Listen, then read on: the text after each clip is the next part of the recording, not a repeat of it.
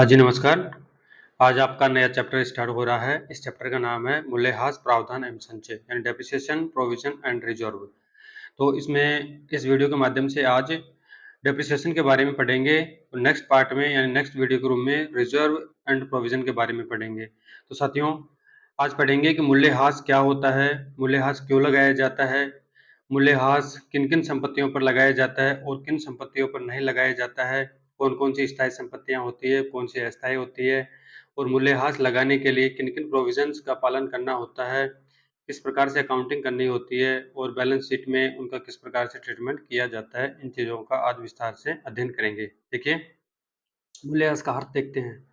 व्यवसाय दीर्घकाल तक जारी रहने वाला उपक्रम होता है। जो भी व्यापार होता है, उसका जो टाइम होता है, वो अनिश्चित होता है। वो लंबे समय के लिए व्यापार चलाने के उद्देश्य से व्यापार का कार्य किया जाता है।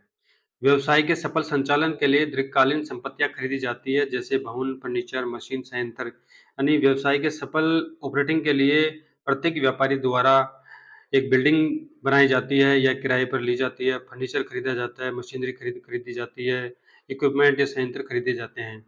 स्थायी संपत्तियों के निरंतर प्रयोग में आने से इसके मूल्य में धीरे धीरे कमी आ जाती है या नई तकनीक का विस्तार हो जाने पर मशीनरी प्रचलित हो जाती है, इस उसे ही मूल्यह्रास कहा जाता है। देखो, मूल्यह्रास क्या होता है। मान के चलो, आपने कोई व्यापार के लिए कोई संपत्ति 10 लाख रुपए की आज खरीदी। अब स्वाभाविक है कि उस संपत्ति का हर वर्ष वैल्यू कम होती जाएगी। अब वो वैल्यू किस प्रकार से कम होगी, किस विधि से होगी, वो तो नेक्स्ट में पढ़ेंगे। और या कई बार संपत्ति का बाजार में नई तकनीक आ जाती है, नई मशीनरी आ जाती है, तो पुरानी मशीनरी प्रचलित हो जाती है। इस संबंध में पुरानी मशीन का मूल्य काफी कम हो जाता है, उसे ही मूल्यह्रास कहा जाता है। यानी संपत्ति के पुस्तकीय मूल्य में कमी होना ही मूल्यह्रास कहलाता है। मान के चलो, कोई संपत्ति 10 लाख की है, अगर उसमें प्रतिवर्ष 10,000 रुपए का डेप्रिसिएशन लगाया जाएगा, तो संपत्ति नेक्स्ट ईयर 9,90,000 रुपए की रह जाएगी। 10,000 रुपए का मूल्यह्रास होगा, इसको ही मूल्यह्रास कहा जाता है। अब देखेंगे मूल्यह्रास की विशेषताएं क्या-क्या होती है। मूल्यह्रास संपत्ति के पुस्तकीय मूल्य में होने वाली कमी है। यानी जो पुस्तकीय मूल्य है 10 लाख की खरीदी है, तो उसका ये बुक वैल्यू 10 लाख रुपए होगी। यह संपत्ति के पुस्तकीय मूल्य यानी बुक वैल्यू को ही कम करता है, इसके बाजार मूल्य को नहीं। देखो, संपत्ति का जो पुस्तकीय मूल्य होता है, जिस मूल्य पर संपत्ति को खरीदा जाता है, यानी संपत्ति मान के चलो 10 लाख रुपए में खरीदी गई, उसको व्यापार के स्थान तक लाने में किराया भाड़ा लगा है, अदर एक्सपेंसेज खर्च हुए हैं, उन सभी को इंक्लूड करने के पश्चात जो मूल्य आता है, वो पुस्तकीय मूल्य कहलाता है या लागत मूल्य कहलाता है। संपत्ति के बाजार मूल्य में परिवर्तन या कमी मूल्यह्रास नहीं होता है। मान के चलो, कोई संपत्ति 10 लाख की है, अगर उसका बाजार में मूल्य बढ़ जाता है या कम हो जाता है, तो इससे मूल्यह्रास नहीं माना जाता है। मूल्यह्रास एक निरंतर प्रक्रिया है जो प्रयोग के कारण अथवा समय गुजरने के साथ संपत्ति के मूल्य में कमी करता है। मूल्यह्रास निर्माणी कार्य में संपत्ति के प्रयोग के कारण होता है। यानी जो डेप्रिसिएशन होता है, जो निर्माण में संपत्ति का यूज किया जाता है, उससे मशीनरी की घिसावट होती है, स्वाभाविक रूप से मूल्यह्रास होता है। मूल्यह्रास संपत्ति की लागत को उसके जीवन काल में विभाजन करने की प्रक्रिया है, उसके मूल्य की नहीं। देखिए, जीवन में विभाजन किस प्रकार से किया जाता है। मान के चलो, कोई संपत्ति 10 लाख रुपए में खरीदी, अब उसका जीवन काल मान लिया जाता है 10 साल का है, तो जो डेप्रिसिएशन लगाया जाएगा, वो किस विधि से लगाया जाएगा, वो रेस्ट में पढ़ेंगे। 10% के हिसाब से लगाया जाएगा, तो 10 साल में उस संपत्ति का मूल्य लास्ट में कितना बचेगा, वो जीवन काल में विभाजन करने की प्रक्रिया होती है। यह केवल मूर्त स्थायी संपत्तियों को उपयोग में आने से उनके मूल्य में कमी के लिए प्रयुक्त किया जाता है। यानी जो मूर्त स्थायी संपत्तियां होती है, यानी जिनको हम देख सकते हैं, छू सकते हैं, उन्हीं संपत्तियों पर ही मूल्यह्रास लगाया जाता है। ख्याति यानी गुडविल के अपलेखन व प्राकृतिक संसाधनों के निष्कर्ष दोहन के कारण उनके मूल्य में होने वाली कमी के लिए नहीं होता है। यानी जो गुडविल होती है और जो प्राकृतिक संसाधन होते हैं, जैसे तेल के कुएं हैं, पेट्रोलियम कुएं हैं, खनिज है, संपदा है, पत्थर की खानें हैं आदि है, उनका जो दोहन किया जाता है, निष्कर्षण किया जाता है, उस संबंध में जो कमी होती है खनिजों की, वो मूल्यह्रास नहीं कहलाता है। जिस मूल्य पर स्थायी संपत्तियों को स्थिति विवरण यानी बैलेंस शीट में दिखाया जाता है, उसे संपत्ति का पुस्तकीय मूल्य कहा जाता है। अभी बताया था आपको पिछले अभी तुरंत कि पुस्तक के मूल्य क्या होता है, कि जो बैलेंस शीट में जिस मूल्य पर संपत्ति को दिखाया जाएगा, वह पुस्तक के मूल्य कहलाता है। यह संपत्ति के लागत मूल्य में से हाथ की राशि घटाने पर प्राप्त होता है, उसे अपलिखित मूल्य भी कहते हैं। यानी जो लागत मूल्य में से हाश की राशि घटाने पर जो राशि प्राप्त होती है उसे अपलिखित मूल्य यानी रिटर्न डाउन वैल्यू या WDV भी कहा जाता है। नेक्स्ट है, मूल्यह्रास का लेखा करने की आवश्यकता क्यों पड़ती है। ऊपर तो पढ़ लिया कि मूल्यह्रास की विशेषताएं कौन कौन सी होती है। अब पढ़ेंगे कि लेखा करने की आवश्यकता क्यों होती है। देखो, उचित रूप से लाभ हानि का निर्धारण करने के लिए, यानी जो मशीनरी है, अगर स्थायी संपत्तियों का मूल्यह्रास नहीं किया जाएगा सही विधि से या सही समय पर, तो उचित रूप से जो प्रॉपर लाभ हानि की गणना नहीं हो पाएगी। तो लाभ हानि की गणना करने के लिए मूल्यह्रास की गणना करना आवश्यक होता है। वित्तीय स्थिति का सत्य एवं उचित दर से प्रकट करने के लिए, यानी जो व्यापार की वित्तीय स्थिति है उसका सत्य एवं उचित दर से प्रकट करने के लिए मूल्यह्रास लगाया जाना आवश्यक होता है। संपत्तियों को उचित मूल्य पर दिखाए जाने के हेतु, संपत्ति के प्रतिस्थापन हेतु, यानी जो संपत्ति पुरानी हो जाती है उसके बदले में नई संपत्ति लगाने हेतु जो एक तरीके से प्रोविजन बनाया जाता है, उसके प्रतिस्थापन हेतु मूल्यह्रास लगाया जाता है। उत्पादों का सही लागत मूल्य याद करने हेतु, पूंजी में से लाभांश का वितरण रोकने हेतु, देखिए ध्यान रखना है, कभी भी लाभांश का वितरण पूंजी में से नहीं किया जाता है। वैधानिक अनिवार्यता यानी कंपनी एक्ट 56 या 2013 के अनुसार, कंपनी एक्ट 2056 तो बंद हो चुका है, नया एक्ट आ चुका है 2013 वाला, उसके प्रावधानों को पालन करने के हेतु वैधानिक अनिवार्यता है, इसलिए मूल्यह्रास लगाया जाता है। आयकर में छूट प्राप्त करने हेतु, यानी भारतीय आयकर अधिनियम 1961 के अंतर्गत संपत्ति में मूल्यह्रास लगाना अति आवश्यक है, क्योंकि उससे मूल्यह्रास लगाने के पश्चात में संपत्ति का मूल्य कम हो जाता है, जिससे आयकर नियमों के अनुसार टैक्स में छूट प्राप्त होती है। वित्तीय संस्थानों को सही सूचना देने हेतु, यानी जो वित्तीय संस्थान होते हैं सरकार के या अदर तृतीय पक्षकारों को सही सूचना दी जाती है। अब मूल्यह्रास के कारण क्या क्या होते हैं, मूल्यह्रास क्यों लगता है। देखिए, मूल्यह्रास लगने के एक कारण है, एक निरंतर प्रयोग।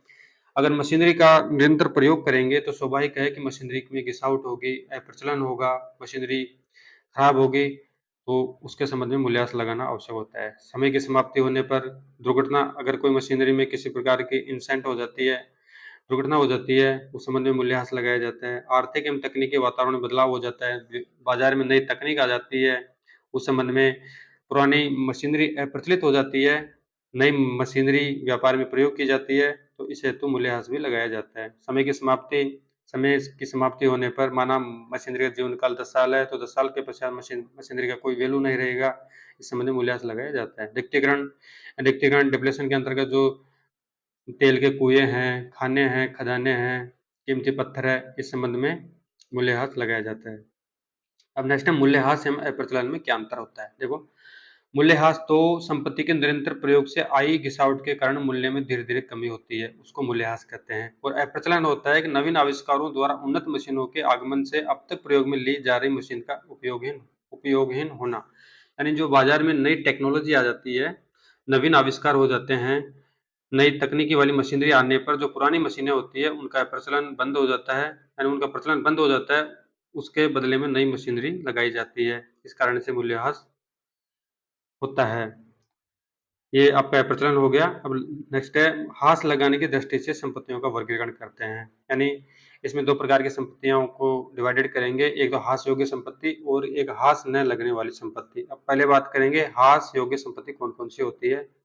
इनका व्यापार में एक से अधिक लेखा अवधि तक उपयोग किया जाता है, यानी जो स्थायी संपत्ति होती है उसका व्यापार में 1 वर्ष से अधिक वर्षों तक उपयोग किया जाता है, क्योंकि स्थायी संपत्तियां व्यापार में 1 वर्ष से अधिक के लिए खरीदी जाती है, और अस्थायी संपत्ति होती है, चालू संपत्ति होती है, वो 1 वर्ष तक ही वैलिड रहती है।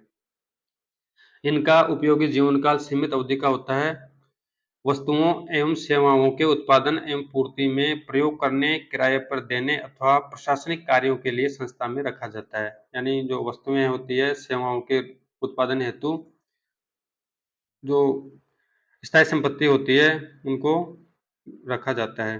अब बात करेंगे असेट्स टाइप, यानी संपत्ति कौन कौन सी होती है। अमूर्त स्थायी संपत्ति वो संपत्ति होती है जिसको हम देख सकते हैं, छू सकते हैं, जिसमें जैसे भवन आ गया, फर्नीचर आ गया, संयंत्र आ गया, वाहन आ गया, मशीनरी आ गई आदि। नेक्स्ट है प्राकृतिक संसाधन या रिक्त होने वाली असेट्स, जैसे खाने हैं, खनिज तेल के कुएं हैं, इमारती संपदा आदि। पूर्व निर्धारित समय सीमा वाली संपत्ति जैसे लीज, पट्टा, पट्टाधृत भूमि, भवन, इनका अधिकार निश्चित सीमा तक होता है। कई बार क्या होता है, कोई मशीनरी होती है व्यापार में, वो अन्य संस्था को या व्यापार द्वारा किसी अन्य संस्था से उधार भी ली जाती है, लीज या पट्टे पर ली जाती है, जिसके संबंध में उसको किराया दिया जाता है और एग्रीमेंट किया जाता है। अमूर्त संपत्तियां यानी इंटेंजिबल एसेट्स, इनका भौतिक आकार नहीं होता है, इनको छू नहीं सकते या देख नहीं सकते, जैसे पेटेंट हो गया, कॉपीराइट हो गया, ट्रेडमार्क हो गया, गुडविल हो गया और लाइसेंस हो गया। और हाथ न लगने वाली संपत्ति, अब देखो हाथ न लगने वाली संपत्तियों में स्थायी संपत्तियों पर तो हाथ लगता है, लेकिन एक अपवाद होता है कि स्थायी संपत्तियों में भूमि शामिल होती है, पर भूमि पर कभी भी हाथ नहीं लगता है और इसका उपयोगी जीवन काल असीमित होता है। अब करंट असेट्स में चल संपत्तियों में इनका उपयोग अल्पकाल यानी सामान्यतः 1 वर्ष तक होता है, जिसमें स्टॉक शामिल होता है, डेटर्स यानी देनदार शामिल होते हैं, बिल्स रिसीवेबल शामिल होते हैं। और भूमि यह स्थायी संपत्ति होती है एवं इसका उपयोग व जीवनकाल असीमित होता है और इस पर हाथ नहीं लगाया जाता है। ये देख लिया, आपने पढ़ लिया हाथ योग्य संपत्ति कौन सी होती है और हाथ न लगने वाली संपत्तियां कौन सी होती है। नेक्स्ट है मूल्यह्रास का प्रावधान करने के आधार तत्व कौन-कौन से होते हैं? इसमें आधार तत्व होते हैं, एक तो संपत्ति की लागत को ध्यान में रखा जाता है, अनुमानित जीवनकाल, अनुमानित अवशिष्ट मूल्य, अप्रचलन की संभावना, संपत्ति का विस्तार, वैधानिक प्रावधान, संपत्ति का विक्रय आदि। अब इनको डिटेल से देखते हैं।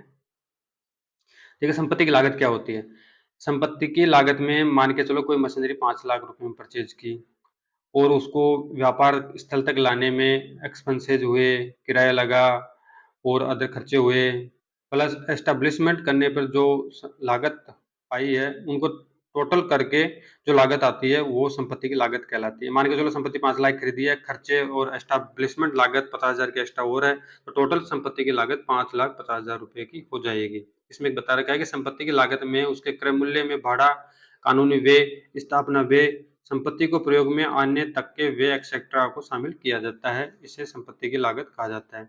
अनुमानित जीवनकाल, यह वह अवधि है जिसमें संपत्ति को भली प्रकार से व्यवसाय में उपयोग किया जा सकता है। यह मीलों, वर्षों, महीनों, दिनों व घंटों के रूप में हो सकती है। मान के चलो कोई संपत्ति है, अब उसका जीवनकाल मान के चलो 10 वर्ष है या 5 महीना है या इतने दिन है या इतने घंटे इस संपत्ति का आउटपुट होगा, ये चीजें अनुमानित जीवनकाल कहलाती है। अनुमानित अवशिष्ट मूल्य वह मूल्य होता है जो उपयोगी जीवन काल के समाप्त हो जाने पर उसे बिक्री योग्य करने पर जो मूल्य प्राप्त होता है वो अवशिष्ट मूल्य कहलाता है। मान के चलो कोई संपत्ति पहले आप 10 लाख में खरीदी, डेप्रिसिएशन लगने के पश्चात उस संपत्ति का मूल्य 2 लाख रुपए शेष रह जाता है, ठीक है। अब उस संपत्ति को 2 लाख रुपए में बेचा जाता है या कम में बेचा जाता है या ज़्यादा में बेचा जाता है, तो वही जो अवशिष्ट मूल्य पर जो संपत्ति का मूल्य प्राप्त होता है, वह अवशिष्ट मूल्य कहलाता है। यानी उपयोग समाप्त होने के पश्चात में उसको जिस मूल्य पर बेचा जाता है, वह अनुमानित अवशिष्ट मूल्य कहलाता है। प्रचलन की संभावना, नए आविष्कार हो जाने से पुरानी संपत्तियां शीघ्र अप्रचलित हो जाती है। अभी बताया था कि नई टेक्नोलॉजी आ जाती है, तो स्वाभाविक है कि पुरानी मशीनरी अप्रचलित हो जाएगी, उसके स्थान पर नई मशीनरी का उपयोग किया जाएगा। संपत्ति का विस्तार, संपत्ति के उपयोग में वृद्धि करने के उद्देश्य से यदि उस पर कोई पूंजीगत व्यय किया जाता है, तो मूल्यह्रास की राशि की गणना करते समय इस बढ़ी हुई लागत को भी ध्यान में रखा जाता है। मान के चलो संपत्ति 5 लाख की है, अगर उस पर निरंतर डेप्रिसिएशन माइनस कर रहे हैं, पर मशीनरी ज़्यादा खराब हो जाती है। अब व्यापार में संपत्ति को विस्तार करना है, संपत्ति के लिए कोई और व्यय करने हैं, तो वो एक तरह से पूंजीगत व्यय हो जाता है। यानी संपत्ति का विस्तार हेतु मान के चलो संपत्ति के रिपेयरिंग करनी है, 50,000 रुपए की कोई मशीनरी खराब हो गई, 5 लाख की, तो उसमें 50,000 रुपए रिपेयरिंग पर खर्च कर दिए, तो एक तरीके से संपत्ति के विस्तार हेतु रुपया खर्च किया गया है। तो वो एक तरीके से पूंजीगत व्यय माना जाता है। तो उसकी गणना करते समय उस लागत को भी ध्यान में रखा जाता है। वैधानिक प्रावधान, आयकर अधिनियम 1961 की धारा 32 व कंपनी एक्ट 13 के पालन हेतु अनिवार्य होता है। संपत्ति का विक्रय, जिस दिन संपत्ति का विक्रय किया जाता है, उस पर हाथ की राशि को घटाकर लाभ या हानि याद किया जाता है। मान के चलो संपत्ति 10 लाख की है, हाथ लगाने के पश्चात संपत्ति 2 लाख रुपए की रह जाती है। अगर उस संपत्ति को बेचा जाता है, तो अगर वो संपत्ति 2 लाख रुपए की शेष रह गई, अगर उसको 2.5 लाख रुपए को मार्केट में बेच दिया जाता है, 50,000 का प्रॉफिट हो गया। अगर वो संपत्ति 1.5 लाख रुपए में बेची जाती है, तो 50,000 रुपए का लॉस हो गया। इस तरीके से लाभ व हानि याद किया जाता है। नेक्स्ट है मूल्यह्रास से संबंधित महत्वपूर्ण प्रावधान है। अब देखो इसमें अभी ये अकाउंटिंग प्रोसेस आ गई। अब जो ये विधियां होती है मूल्यह्रास लगाने की, अगर उनमें सिचुएशन दे रखी है, अगर ये सिचुएशन हो तो क्या करना है, अगर ये सेकंड सिचुएशन दे रखी है तो क्या करना है। अगर प्राप्त करने की तिथि दी हुई हो, अगर क्वेश्चन में मशीनरी को प्राप्त करने की डेट दे रखी हो, तो मूल्यह्रास केवल उसी अवधि के लिए लगाया जाएगा जिस अवधि में संपत्ति का व्यापार में प्रयोग हुआ है। मान के चलो क्वेश्चन में तिथि दे रखी है, तो संपत्ति जिस तिथि तक संपत्ति का प्रयोग किया गया है उस तिथि तक ही ह्रास लगाया जाएगा। मान के चलो कोई तिथि दे रखी है 1 अप्रैल 2023 से संपत्ति का प्रयोग हो रहा है, कब तक हो रहा है तो उस तिथि के अकॉर्डिंग मूल्यह्रास लगाएंगे।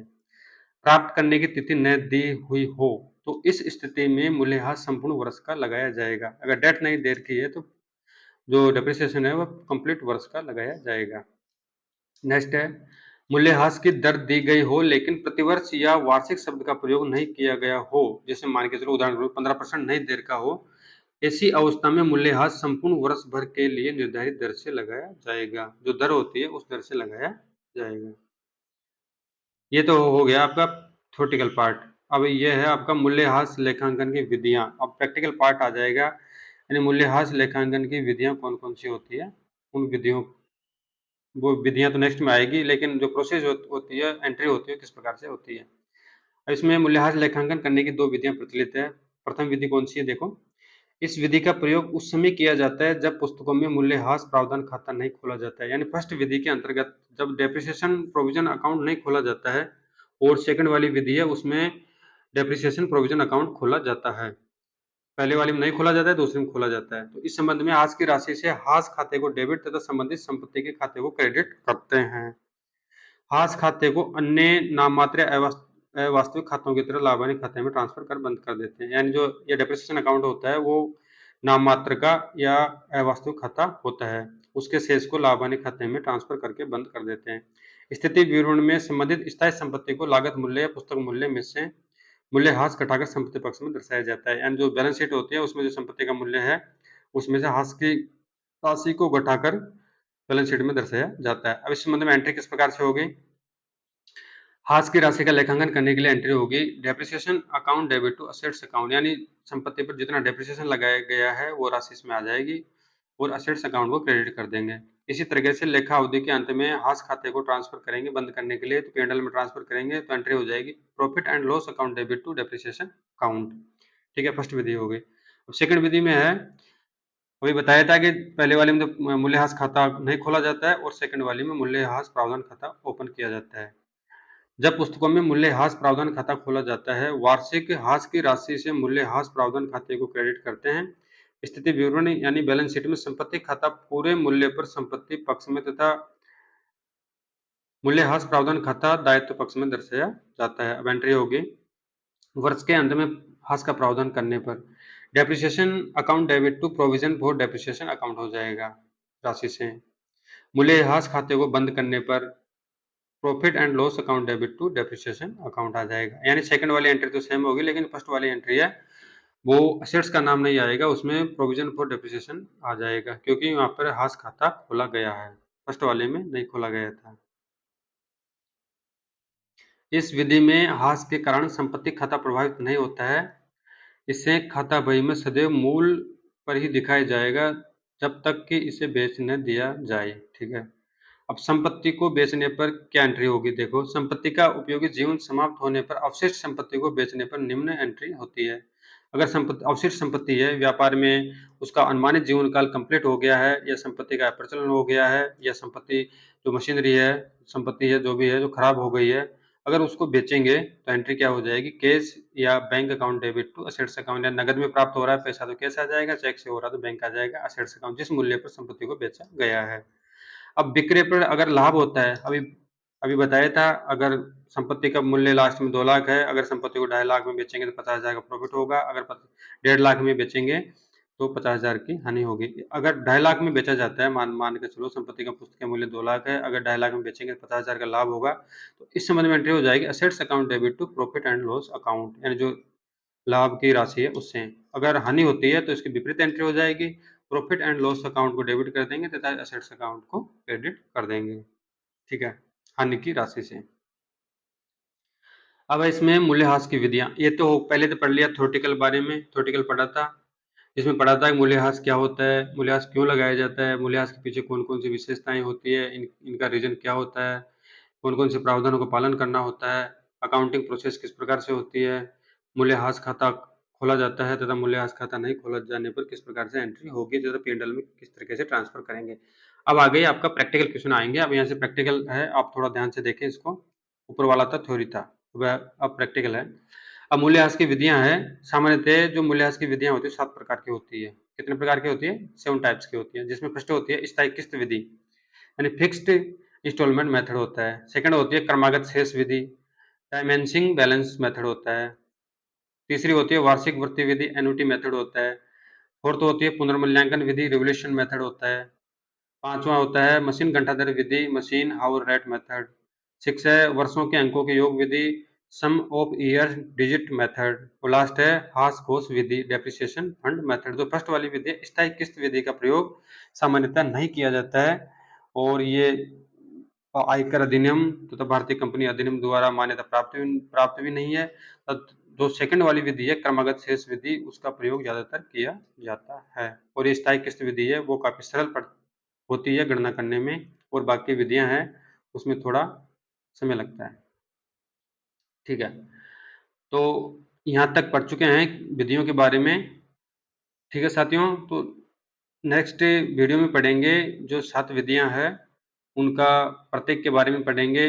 इसमें किस प्रकार से मूल्यह्रास की गणना की जाती है, किस प्रकार से एंट्री होती है, वो नेक्स्ट वीडियो में पढ़ेंगे। तब तक के लिए धन्यवाद।